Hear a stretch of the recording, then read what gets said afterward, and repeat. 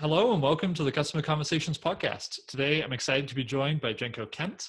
Jenko is the founder of VideGrow, where he works with top DTC brands like Harry's, Third Love, and Lululemon to create insanely effective video content for social ad campaigns. Jenko, thanks so much for joining me. Yeah, thank you for having me. I'm really excited to be here. Of course. So we're going to dive into all things video, all things customer engagement, and sort of specifically with the D2C sort of bent to it. So maybe for those who don't know you and those who don't know VideGrow, can you tell us sort of a little bit about what your work typically involves? Yeah, absolutely. So I'm the creative director here at VideGrow. We're essentially a paid social video agency. So our goal is to rapidly create, test, and iterate content so that we can help D2C brands ultimately maximize conversions at the lowest cost per acquisition possible so they can scale as quickly and as profitably as possible. Awesome. So I know there has been sort of a trend or a movement in social towards video as a medium. I'm really curious to sort of get your take, as you're in this every day, in terms of sort of how you've sort of seen that and followed that that transition or that sort of that movement, and why you believe that video is such a great medium for building deeper connections with customers. Yeah, absolutely. It's a really great question. I think video is fundamentally the most effective medium, a kind of tool that we have as marketers to build a connection with customers, and probably more accurately in some cases just to demonstrate what you have to offer to customers from both a brand and product point of view. I think that one of the things that's always been really effective about non-video based content, so images and so on, is that it requires you to get to the point. So in many cases, just kind of starting with what you're selling works really well. And obviously with images, they're relatively quick and low cost to execute. So it's a really good way to be able to test and iterate different messages and different selling propositions very quickly. And so when we started our agency, our goal was essentially to say, well, if video is a much more effective medium, but images have all these benefits that we want to be able to leverage as marketers if we want to sell as much product as possible. How can we create video content as quickly and cost effectively as we would create images to get all of those kind of A/B testing capabilities that we love about being able to iterate static content? Got it. Yeah, that makes sense. It's really interesting that I know talking to people who are either just starting to do video or sort of been experimenting with video, that sort of cost of production is typically a big barrier for sort of getting things off the ground and getting moving. And I know this is something that you talk about a lot. It's like you don't want to be doing necessarily spending a lot of time in production up front before you get to the testing part. Like, what are some of the sort of tips and tricks, so to speak, for sort of increasing that time to release or time to sort of launch the content? I mean, I think that one of the things is just taking action, executing quickly and as cost effectively as possible.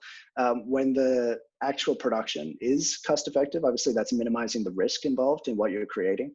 The less risk there is in what you're creating, the more opportunities you get to create content again if the first opportunity doesn't necessarily hit the mark.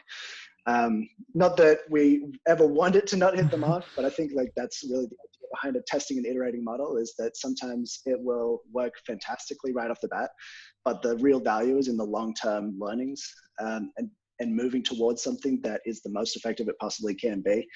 And when you are able to have more opportunities to kind of throw something at the wall and find out what is going to work, that really means that you lose that idea of this has to be right the first time. We have to absolutely hone in on the messaging. We have to get the exact right thing before we put it out there, and really says what's the fastest we can turn something effective around and get it out there. Because every time you put something out there, that's when you start learning. Right. So getting those kind of learnings back is what really makes it more effective in the long term. Yeah, it makes sense. So in terms of sort of getting those learning backs and being able to iterate and improve the content that you're putting out based on those learnings, what sort of things are you looking at? What sort of signal are you looking for to say, okay, this is in the right direction, let's go deeper there, or like this missed the mark, let's, avoid that. Like, what are the types of, are you looking at sort of quantitative analytics? Are you looking at comments? Like what's typically your go-to signal? Yeah, I mean, so there's, I guess, two sides of it. One is very much how much product did this sell? Right. What was the conversion rate? What was the click-through rate? And most importantly, how much money are we making for every dollar that we spend on advertising? Obviously, that's essentially informing us whether the ad was effective or not, resonated well enough or not. And in a lot of cases, how much the platform will scale it up and give you a wide reach is a pretty good indicator of whether or not it seems to be resonating with people that fit your target audience. So those are the things that we look at really to suggest success or not. But then we kind of get into some of that other stuff when we're trying to look at why something isn't working or why something really is working. I mean, YouTube's really an effective platform in the sense that we can look at how many viewers are dropping off at each second throughout the video. So we kind of know where we might be losing people, what seems to be working versus not. We do a lot of testing around different kind of visuals, narrative layouts, so on and so forth. And so by kind of systematically A/B testing different versions, you can kind of pinpoint where the, I guess, conversation that you're having with your customer seems to be going awry. And then fundamentally, just anecdotally, by looking at some of those comments and things that you're getting back from customers, that can be a really great way either to learn something about the ad that you're running or potentially have a great idea for another ad that you want to create in the future. Yeah, interesting. So there's sort of this two parts to sort of analyzing each campaign or each creative that you're running. I'm curious, when you're sort of running a campaign, you're launching a brand new campaign, maybe it's a brand new brand that you're working with, or it's just a new direction for an existing brand. What's sort of typically guides, like, how do you get to that sort of initial idea for like, this might be a good thing, like essentially coming up with a hypothesis, right? Like, we think internally that this is the thing that we should start with. Sort of what goes into making that decision while balancing it with, let's move quickly and ship the first thing. Yeah, absolutely. Hypothesis is a great word to use, and that's really what we talk about internally is what's our hypothesis behind this? Why do we think that this is going to work? I think starting with why we think this is going to work is always a good place to start with generating ideas. If you can't kind of connect your idea to why someone might then click through and buy, that's obviously a pretty big warning sign. And obviously we go through kind of a pretty extensive creative process in terms of the way that we think about and brainstorm ideas. But I mean, I also, like, from an actionable point of view for anyone listening and thinking about ways to come up with ideas, I think that always looking at kind of customer reviews and customer comments can be a great way to just start to think the way that your customers are about your products. That generally tends to lend a lot of kind of credibility to any idea that you might have come up with. If you kind of see that reflected back in the way that customers are approaching your brand and products, that's a really good indicator, obviously. I think that also, I mean, for us, one of the benefits that we're bringing to our customers is kind of a third-party experience with the product. We're testing it for ourselves, figuring out what we think is what makes this really special. And so obviously, if you're inside your brand marketing team world, you see the product every day. I think even if you want to do this internally, kind of stepping outside of that and talking to third parties, whether that's friends, family, customers, or otherwise, and getting kind of unique perspectives on that, that's another really good way to look for universal and or relatable truths that you might not have thought of otherwise. So I think those are really good starting points. And then amongst other kind of best practices that we see work across lots of other brands and so on, those can also be really good places just to start when you want to make sure that when you're launching content for the first time, you have at least some kind of benchmark of, we did something smart here that we knew had a pretty good chance of success. Right. Yeah, I totally agree around, and it's something that I advocate for a lot is, using voice of the customer data wherever you can get it, whether that's in reviews and comments and interviews, like whatever it might be, is sort of the starting point to make sure that you're speaking the same language that your customers are. I'm curious how that sort of those insights, how do you translate that into video, into the actual creative that you are producing? Is that something that you're doing, or is that typically driven sort of more internally, based on, as a whole, we're seeing, these sort of trends, or this is where the market's going versus, individual sort of customer insight? I think that the thing that we do the most, if I'm making sure I understand the question correctly, but I think that the way we kind of address some of that is by, being able to spread our creative across lots of different hypotheses. When we start with a brand, the very first thing that we're doing is creating 8 totally unique creatives.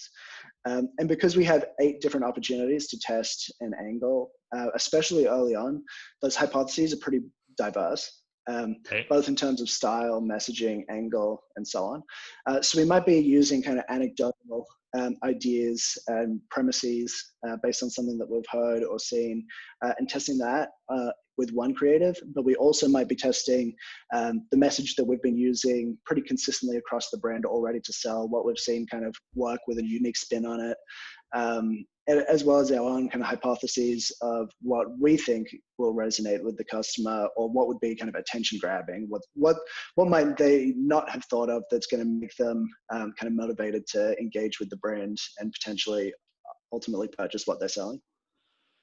Got it. So I guess that's really where that sort of third-party viewpoint, or that, sort of your experience having done, maybe related things with other brands or in other campaigns, it sort of really pays off.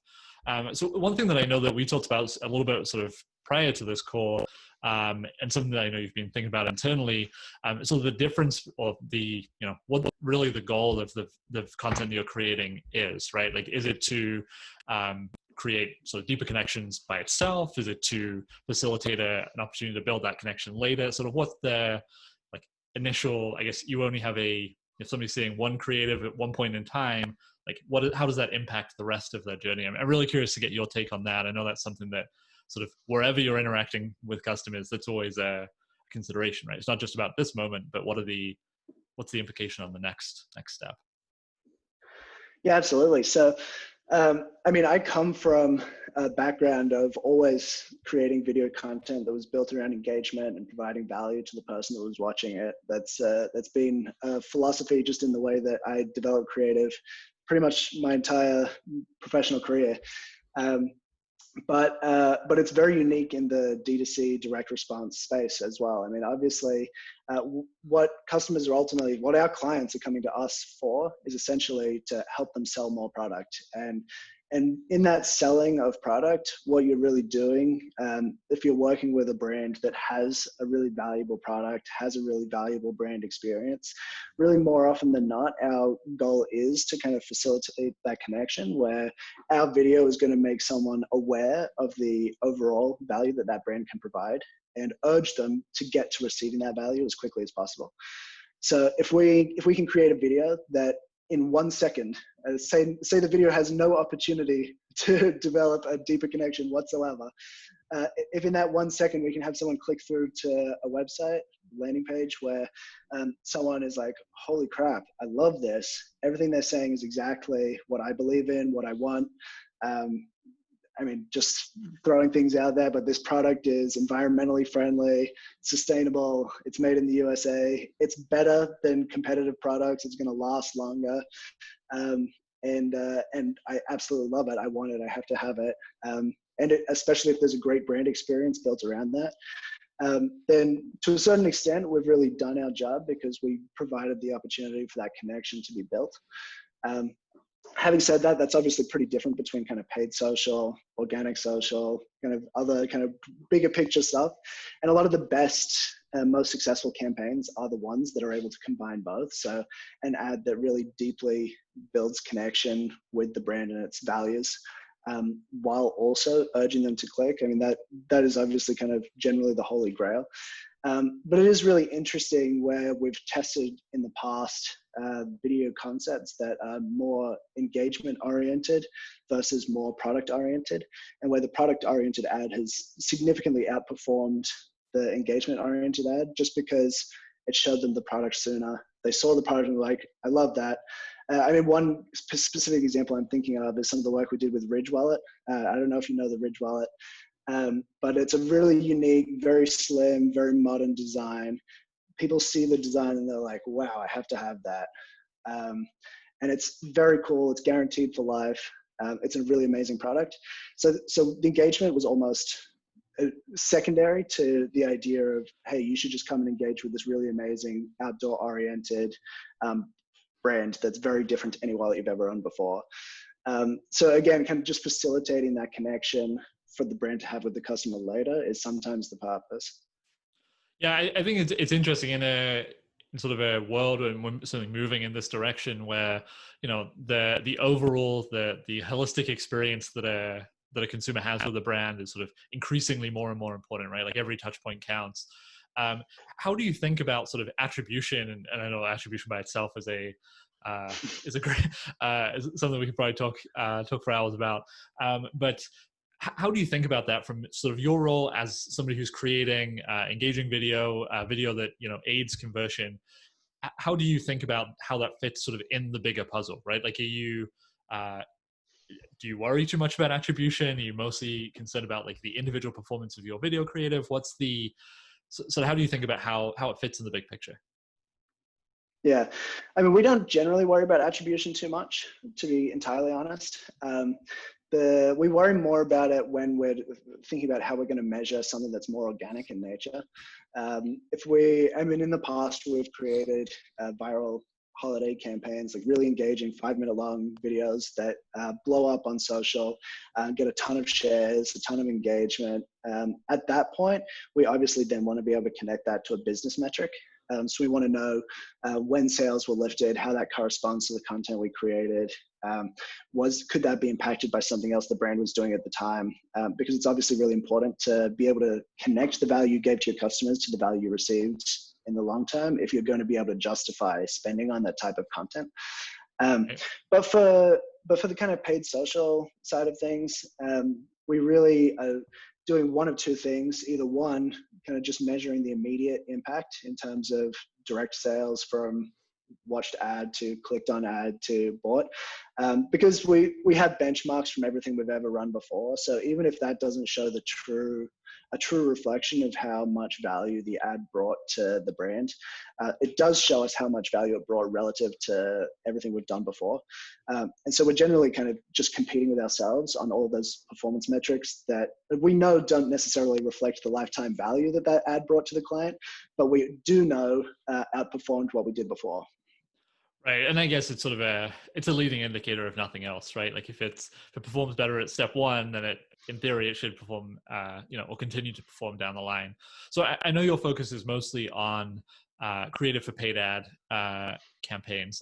How do you think about the sort of different types of paid ad campaigns, and specifically at sort of different points in the buyer journey? Like, are you creating very different types of creative or trying to engage customers in different ways depending on, if they're a brand new visitor who has no connection to a brand, to somebody who is maybe an existing customer, somebody who is, has purchased a brand? Like, I don't know exactly where you're, like all the touch points, all the sort of life cycle stages that you're engaging with, but I'm curious to hear sort of how your approach differs depending on sort of the awareness of the customer. Yeah, absolutely. I'm really glad that you asked that, actually, because I think there's a couple of pieces to that are super interesting. One is just in general, when you're creating ads for kind of top of funnel, middle of funnel, retargeting to existing customers, so on and so forth. Obviously, the ad content types that we're creating tend to be very different. I think when you're retargeting to customers, there's definitely the goal is definitely to create a little bit more engagement and to build more of that deep connection, because at that point, the customer already has a brand experience and they're wanting that brand experience to be continued. So you really, really have to reflect some level of what the product is that you're sharing with your customers, because your product is not obviously just what you're selling, but it's also the experience you provide. Watching that ad is another touch point. That's another experience that customer's had with your brand, having now become a customer. So the content does have to be very different for that. And I think a really cool example is one ad that we created with Pretty Litter. that was really, really effective for retargeting. And that was super out of the box, very different to what they run for acquisition, where acquisition was very much, I don't know how much you know about Pretty Litter, but it's essentially a cat litter that changes color based on the pH levels in cat's urine. So that you kind of can tell when the cat has indicators that they might not be healthy. So theoretically can save a lot of vet bills because cats don't generally show when they're sick very often until it gets really, really bad. So getting indicators that they might have a urinary tract infection early on can save you a lot of money down the road, theoretically. And obviously also in many cases can save the life of the cat. So very cool, unique selling proposition, but not necessarily always going to be something that a customer thinks that they need. Right. And so one of the things that was cool was we tested this angle where we had, it's a very, very soft material. It's more like beach sand than like a traditional kind of rocky clumping litter. So we had cat owners standing in each one of the litter boxes and then just sharing their thoughts about how it felt under their feet. Interesting. And it was just an out there concept that we wanted to test. But it was super engaging. I think the visual was very unique and kind of grabbed people's attention right off the bat. And most importantly, it's like throughout all the owners are saying like, oh my God, if I had to choose one to stand in all day or every time I went to the bathroom, I'm like, for sure I'd want to stand in the Pretty Litter. And so it takes it from a product that has a really cool, unique selling proposition that might not be for me to this is just all around a much better cat litter. And so I think having that opportunity to do something different, once you already know a little bit about the brand, that is more engaging and also provides a different angle. That's something that really was extremely effective. It was the most effective ad we ever ran for retargeting for them. So it's very cool from that point of view. Yeah. Sorry, go ahead. No, I was just going to say the only other thing with buying journey that I wanted to touch on that I was thinking about before we jumped on the phone was the other thing that's really interesting is how ad content fits into a customer buying cycle. So when we're talking about like a wallet or a cat litter or something that you're likely to purchase immediately, it's very different to when you're talking about, say, the mattress space, where you might buy a mattress every 8 to 10 years. There's certain weekends that are huge sales weekends for mattresses in the US, like your Memorial Day sales, your Black Friday sales. That's when people are out there researching mattresses. They know they want to buy one because they know they want to get a discount on a pretty big purchase. So at those specific times, your content is going to be direct response focused, more comparative, very kind of spec oriented. Like this is the value of our mattress over everyone else's. But the rest of the year, your content really needs to obviously share the value of the mattresses, but it also needs to be a lot more engaging. You have to really be top of mind for when someone is interested in buying a mattress. And so you really see, that's where brands like Purple are absolutely crushing it, because they're constantly creating something that you want to watch. And even when you're not ready to buy a mattress yet, you're like, I'll share this with my friends, I'll talk about it. Right. And so you're top of mind for your customer until it gets to those like key buying moments when you want to share something that is very much like, this is why you need to buy our mattress. Right. It's really interesting. You mentioned, I love the cat litter, standing in cat litter example, because it combines something that I've sort of started to see a lot as I've gone deeper into, looking at social media comments and review analysis for companies, that there is often like using the voice of the customer from the actual customer is really a really effective way to sort of get people on your side, right? You mentioned this earlier with the sort of sustainable and, eco-friendly example of how it can feel like this is for me, right? Like this is very specific to me. As soon as people can say very quickly, oh, that's a person like me who has a similar problem to me, it just makes it resonate that much quicker. I'm curious to sort of get your take specifically on that sort of use of social proof directly in creative. Is that something that you sort of have tested a lot? Is that something that you consistently see a pattern with when you test, and sort of how you go about incorporating that in your creative?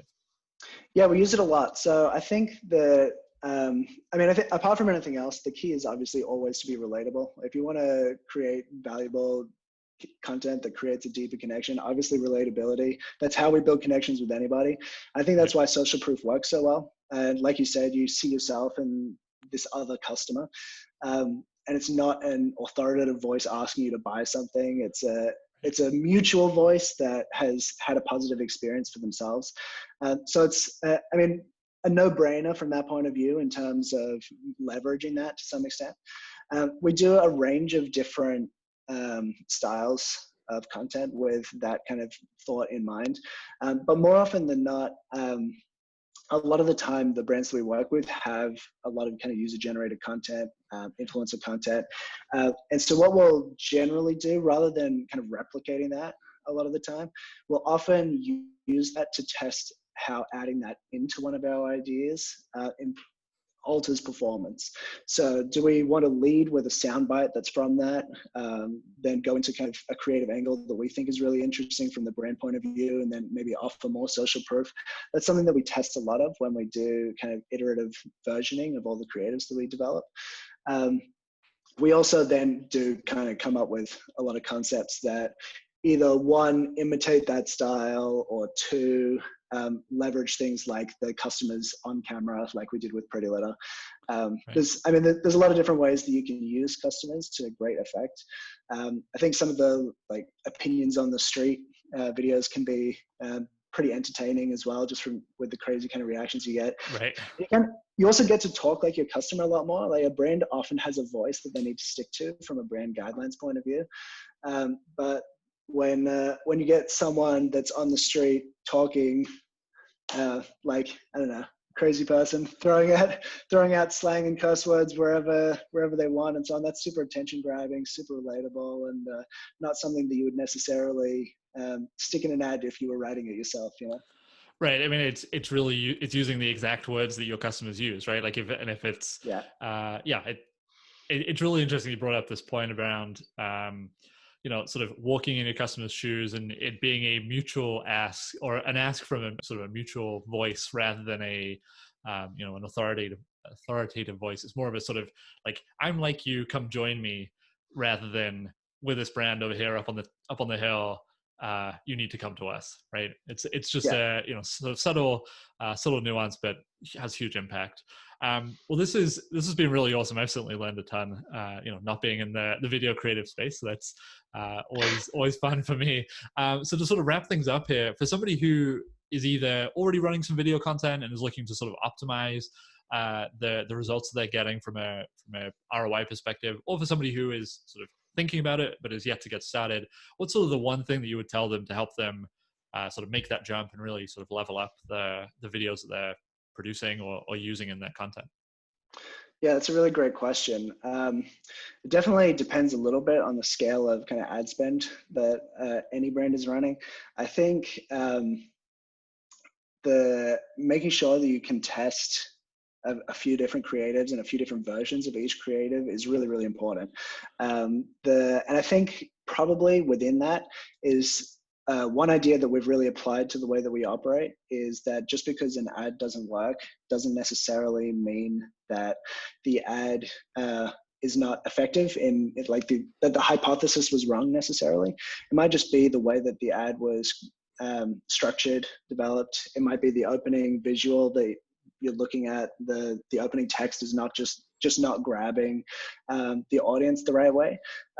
But that's not necessarily because there's something inherently wrong with the angle that you took. So I think recognizing that and building in the capability to test early on is really kind of fundamental to what you want to do when you're kind of starting out, I guess. Amazing. This is super helpful for folks, getting started.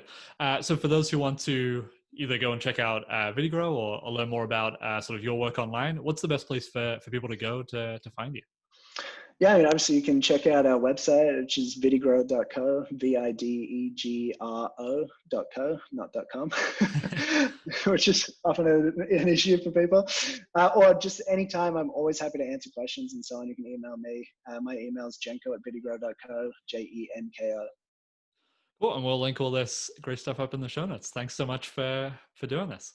Yeah, absolutely. It's been a pleasure chatting. So I really appreciate it. The Customer Conversations podcast is brought to you by the team at LearnWhy. LearnWhy integrates with all of your customer-facing tools to organize feedback and extract actionable insights. Empower your team to start growing your bottom line today with insights from qualitative data powered by LearnWhy. You can find out more at either learnwhy.co or by emailing our team at sales@learnwhy.co. Thanks for listening to this episode of the Customer Conversations podcast. If you or someone you know has expertise in growth, marketing, or product, please have them reach out to either Sean or Stuart to learn more about becoming a guest on our show. Our team can be reached by email at support@learnwhy.co.